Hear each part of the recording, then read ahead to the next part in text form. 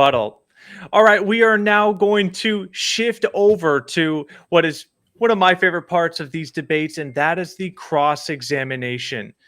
We are going to start with you, Matthew, since you have the affirmative.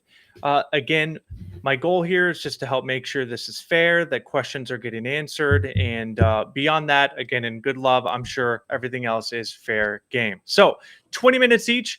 Matthew, the moment you start, I will begin your timer. How you doing, Carlos? Good. You sweating yet? No?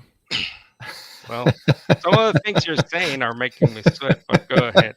I mean, your conclusions are making me sweat. Oh, it's good to talk to you again, buddy. Good to talk to you. First question. Did the Yes. family that God allowed Jesus to be born into observe the law of Moses?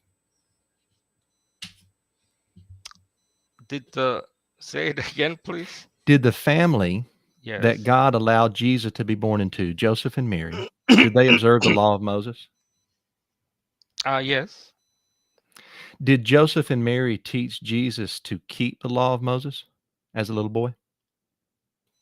Yes, but that's not the point of this debate, as I said, Okay. but go ahead. Okay. So you do believe that Jesus was keeping the Sabbath as a child and a young adult. Same as Paul the Apostle, and yep. During his childhood, when he was keeping the law of Moses, Jesus, as he was taught, was he finding favor with God during this time? Of course. Okay. So on what day or at what age was Jesus allowed to stop keeping the Sabbath he was raised to keep?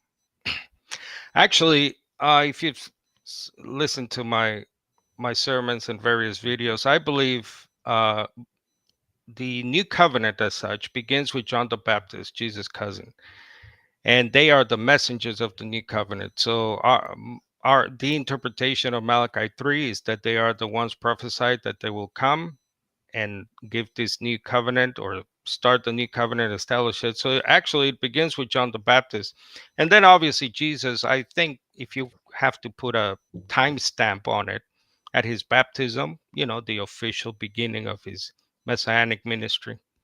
So you think before his baptism he was a strict Sabbath keeper, but after his baptism he was allowed to break the Sabbath? Well, he is the new covenant lawmaker. And again, when we say breaking the Sabbath, I mean, Jesus says at Matthew 12 verse 6 very explicitly, he's not a lawbreaker because he's the Messiah. So he's establishing what God is only teaching him, or communicating to him, as the voice from heaven itself says. So he's beginning this new messianic era, if you want to call it. And I do agree with you, by the way, Matthew, on your understanding of some of those rabbinic sources. They did understand that the Torah of Okay. Messiah, as they call it, Okay. begins with the coming of Messiah. Okay. Do you have a Bible there with you, Carlos? Yes, sir. Let's go to Luke chapter 1. I want to go through a couple of Mhm. verses here and just get your thoughts. Let's do Sure. Luke 1, Yep. verse 9, where it says, according to the custom of the priestly office. What custom is that? I'm assuming a custom from the book of Leviticus. Okay, that's close enough. All right, now look at Luke 2:27. We can take our time. I'm not in a hurry. Luke 2:27. Yes, sir. You want And me he to came read in the it? Or? spirit into Oh. the temple, and when the parents brought in the child Jesus to carry out for him the custom of the law. What custom is that? Is it circumcision there? That would be part of it. Okay. Now Luke 2:42. Yes, sir. And when he became 12 years old, they went up there according to the custom of the feast. What custom is that? Of keeping the feast. Okay. Yep. Okay, so all of these Lucan phrasings show obedience to the Torah. Why then would Luke 4:16, when the author explicitly says that Jesus entered the synagogue as was his custom, why would that not also in vain show that Jesus kept the Torah as an adult?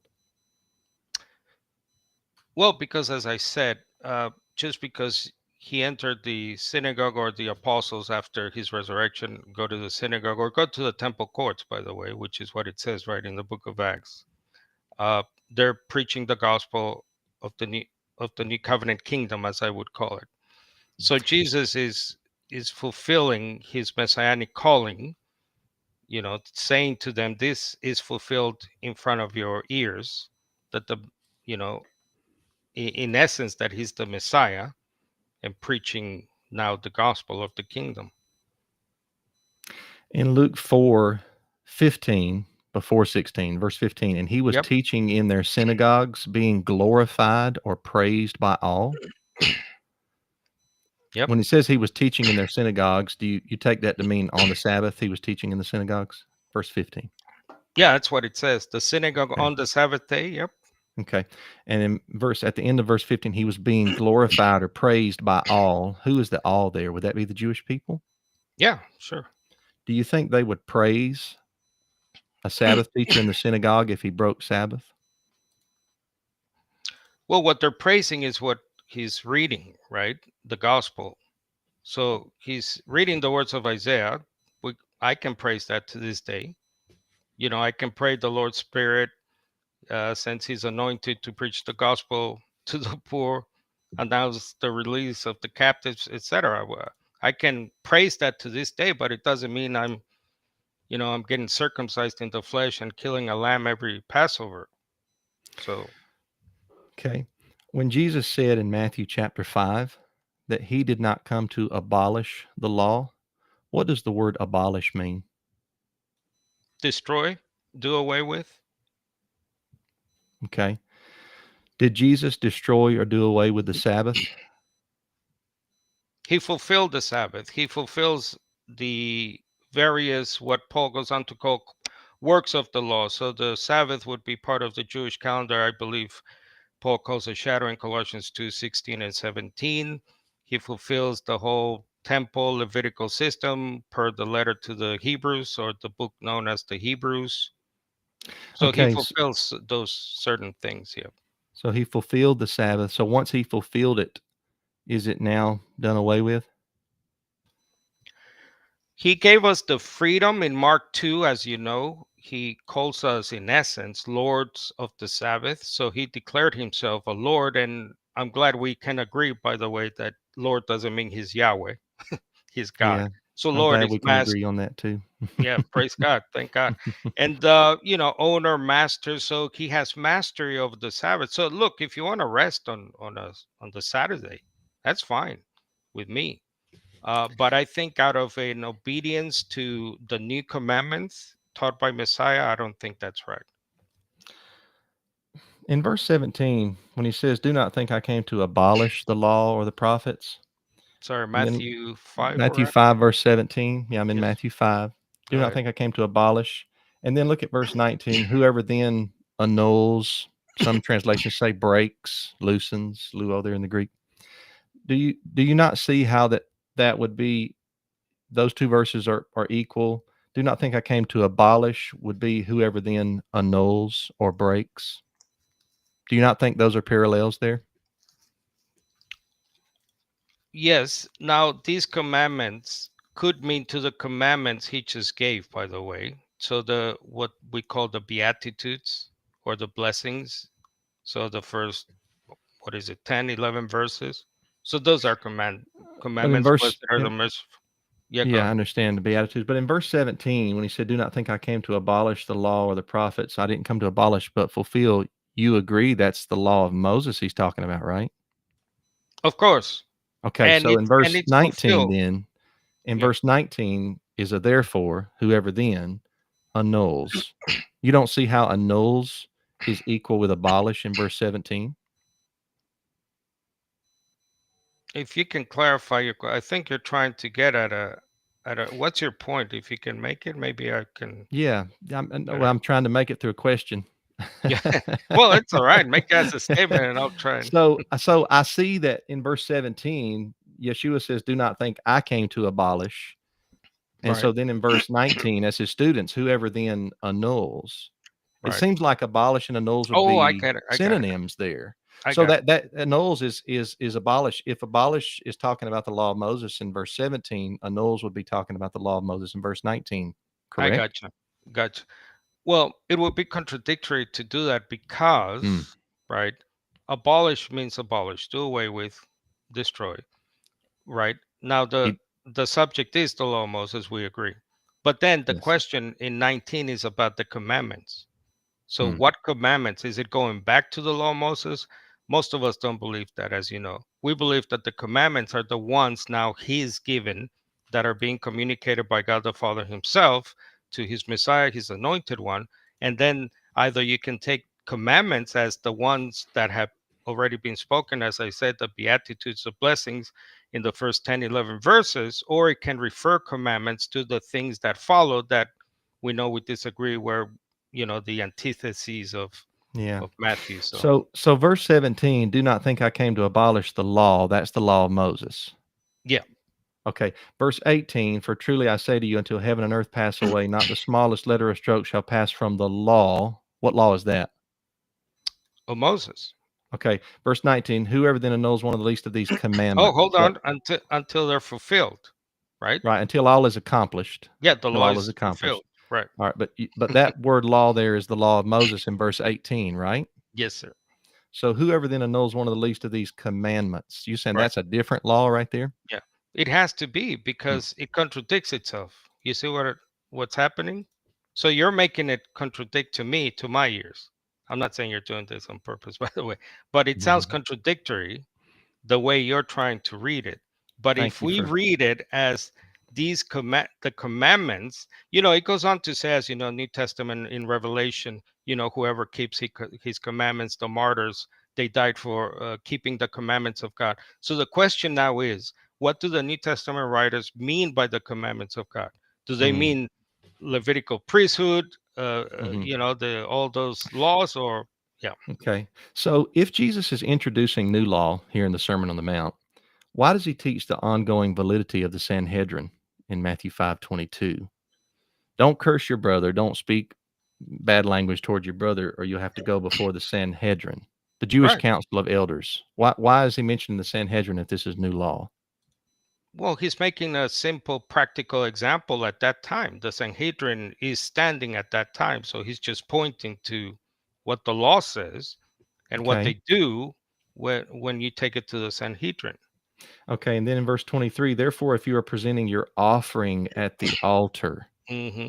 isn't that a sacrifice, an animal Yes. sacrifice right there? Okay, Yep. so why is he talking about people still presenting their offerings at their altar if he's teaching them this new law? Right. Because the law here, if you go back to 21, the context is, you have heard that it was said, you shall not murder. Anyone who commits murder will be judged as guilty. But I say, or and I say, anyone who's angry with his brother will be judged as guilty. And then he makes an example of that law, which is new. It sounds to me like he's changing Hmm. that judicial system, or that not system, that judicial Hmm. law, and then he just makes a practical point to so they can understand, because the Sanhedrin is standing and they're still under the law. So he's Hmm. making that example, I think. And they were still doing the sacrifices because he mentioned when he talking to the crowd still, you go to present your offering at the altar. They were I still doing the agree. sacrifices. I Okay. agree. Do you think that the law of Moses taught that it was okay to be angry with your brother? um you shall not, you're referring to anyone who is angry with his brother will be Right. judged. You think the law of Moses didn't teach that it was okay under the law of Moses to be angry with your brother? Are you referring to a specific I'm asking you. verse in? I'm asking you, do you think that the law of Moses okayed me being angry with Carlos? Let's say we live back there. Do you think it'd be okay for me to be angry with you in disobedience to Matthew 5 there, 21, 22? Well, if Jesus is saying not to be angry with your brother. Yeah, my point is you're trying to Yeah. say that Jesus is introducing new law here. So he says, you've heard that it's been said, do not murder, the physical act Hmm. of murder. But I say unto you, don't be angry with your brother. Some texts say without cause. What I'm saying is, do you think Jesus is introducing new law when he says, don't be angry with your brother? I think what he's doing is that now being angry with you is is the same as killing. Okay. That's Let's what move he's on. doing. Let's move on to I another. think that was not in the law of Moses. Okay. All right. Yeah. So Luke All right, chapter hey 10. guys, real Mhm, quick, mhm. Matthew, time is paused. Want to let you know you got 5 more minutes. All right. All Thanks, right. buddy. Yep. Let's go to Luke 10, So, Carlos. sorry, is this 10 minutes or 15 minutes, Mike? 20, Sorry. 20 minutes cross Oh, X. sorry. I Yeah, forgot. yeah, yeah. Go Yeah, I ahead. had to learn that from you. Luke Go 10, verse 25. Let's go to Luke 10, 25, Yes, sir. Luke 25 10. through 28. Okay. And I hope this don't take the rest of my time up, but if it does, it's I'll okay. try and be quick. Sorry. A lawyer here asks Jesus, "What do I need to do to inherit eternal life, life Yes. in the age to come?" And Jesus responded by saying, "What is written in the law? How do you read it?" What law was Jesus referring to here? The law of Moses. Okay. So the lawyer responds to Jesus' question by quoting Deuteronomy 6, verses 4 through 5. All right. The Yes. Shema, part of the Agree. Shema. So did this lawyer believe in keeping the law of Moses? Yes. Okay. So Jesus responds to the lawyer's citation of Deuteronomy by saying, "You've answered correctly. Do this and you will live." How Hmm. could Jesus agree with the lawyer if he taught a different law than Moses? Because he didn't come to just, again, abolish the law, leave us lawless. Hmm. So he's, again, you know how this works. So he's revising, or some call it spiritualizing, certain laws or whole systems like the Levitical system, because now he's the stand-in, he's the lamb, etc. Although I think you have a different view of that. So, but a lot of the laws, what they call the ethical or moral laws, they're obviously still, the church still is beholden to those laws. That's why I think he said, Matthew, I didn't come to abolish the law, meaning I'm Mhm. leaving you guys lawless. Yeah. That is why, by the way, in 1 Corinthians 9, Paul is very careful to say, well, listen, to the Jew I become like a Jew, although he's an obvious Jew, Paul. Okay. And All then he right. Let me says, get. but I'm not. Yeah. Okay, go ahead. Thank you. Thank you. Yeah. I'll stop you right there. You can stop me too when it's your time. Of course. Go ahead. Luke 5, 29 through Yes. 32, where Luke Jesus 5. eats at a banquet with the sinners. Yes, sir.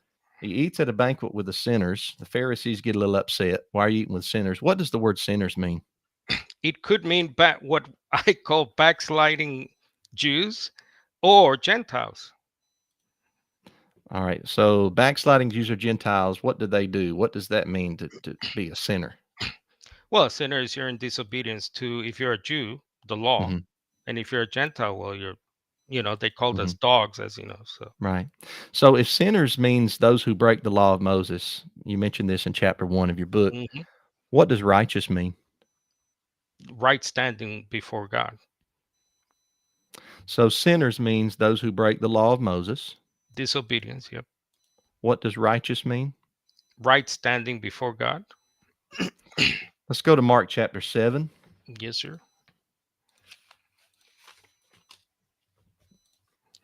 Mark 7, verse 9. Yep. Jesus tells the Pharisees here, "You reject the commandment of God that you may Hmm. keep your tradition." Hmm. And then Jesus in verse 10 says, "For Moses said, honor your father and your mother, and he who speaks evil of father or mother must be put to death." Was Jesus equating the commandment of God with what Moses said? Yes. And this is in his ministry, right? Yes. When Jesus says that Moses said the fifth commandment, was he agreeing with Moses here? Where? Sorry, fifth Verse commandment. verse 10, Mark 7, verse 10, for Moses said, honor your father and your mother. That's the fifth commandment, Oh, Exodus 20, okay. verse 12. Gotcha. Yep. Yeah, so when he says Moses said, honor your father and your mother, was Jesus agreeing with Moses? Yes, he's upholding the fifth commandment. Yes. Okay. If Jesus rebuked the Pharisees for setting aside the commandment of God through Moses, Hmm. why would he then set aside a commandment of God himself in the following verses? Jesus is setting aside. I'll ask it again. If Jesus rebuked the Pharisees for setting aside the commandment of God through Moses in Mark 7, 9 through 10, Hmm. he rebuked them for that. Why would he then set aside a commandment of God in verses 15 through 19 of the same chapter? Wouldn't that be hypocritical? Oh, you mean the food laws, right? Hmm. Oh, yeah, because in verse 15, nothing which is on the outside and goes into you, meaning food, I think we agreed, can make you unclean. So we have a different interpretation, as you stated, I think, in your opening or rebuttal, of verses 15 and 19. So I side with most of the translations that say that he declared all foods clean in verse 19. You don't. Yeah, so Jesus is setting aside a commandment of God through Moses in verse 15 through 19. He is that particular one, we believe, yes, Christians, for the most But part, as you know. but he rebuked the Pharisees for setting aside a commandment of God through Moses in verses 9 through 10, Yeah, right? for their traditions, right? For their traditions. You All right. Thank you, you Carlos. tend to leave out pieces of verses there.